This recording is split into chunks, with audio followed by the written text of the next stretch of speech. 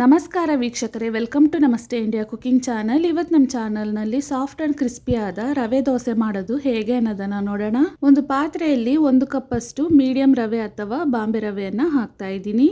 ಅದೇ ಕಪ್ನಲ್ಲಿ ಅರ್ಧ ಕಪ್ ಅಕ್ಕಿ ಹಿಟ್ಟು, 1/4 ಕಪ್ ಮೈದಾ ಹಿಟ್ಟನ್ನು ಹಾಕ್ತಾ ಇದ್ದೀನಿ.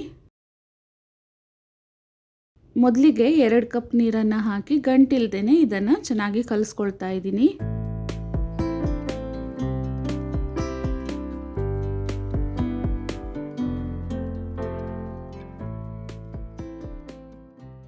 ಇವಾಗ ಇನ್ನೂ 2 ಕಪ್ ಅಷ್ಟು ನೀರನ್ನು ಹಾಕಿ ಚೆನ್ನಾಗಿ ಮಿಕ್ಸ್ ಮಾಡ್ತಾ ಇದ್ದೀನಿ.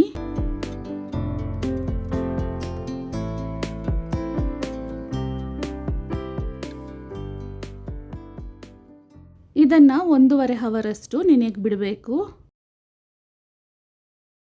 ಹಿಟ್ಟನ್ನು ನೆನೆಸಿ 1.5 ಅವರ್ ಆಗಿದೆ. ಇದನ್ನು ಚೆನ್ನಾಗಿ ಒಂದ್ಸಲ ಮಿಕ್ಸ್ ಮಾಡ್ಕೊಬೇಕು.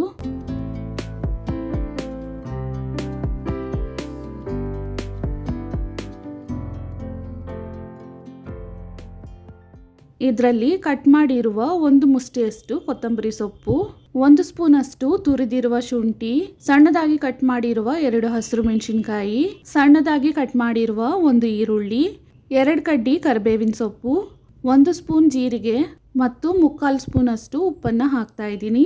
ಇದನ್ನು ಮಿಕ್ಸ್ ಮಾಡ್ಕೊಬೇಕು.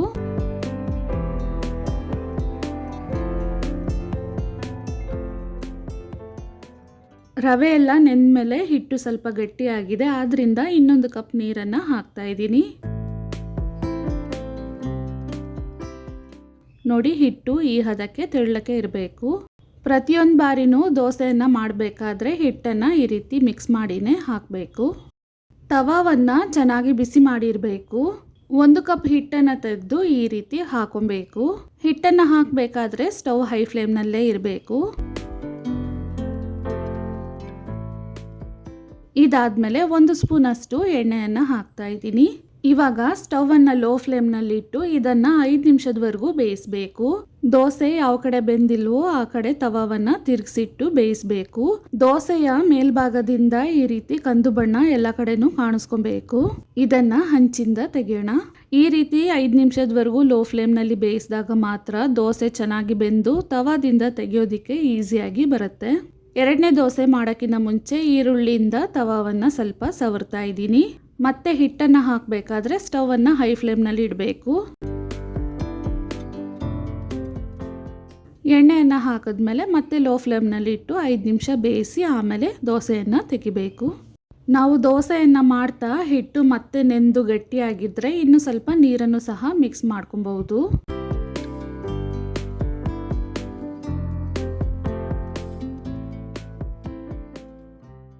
ಈ ರವೆ ದೋಸೆ ಬಿಸಿಯಾಗಿ ತಿನ್ನಬೇಕಾದ್ರೆ ತುಂಬಾ ಕ್ರಿಸ್ಪಿ ಆಗಿರುತ್ತೆ.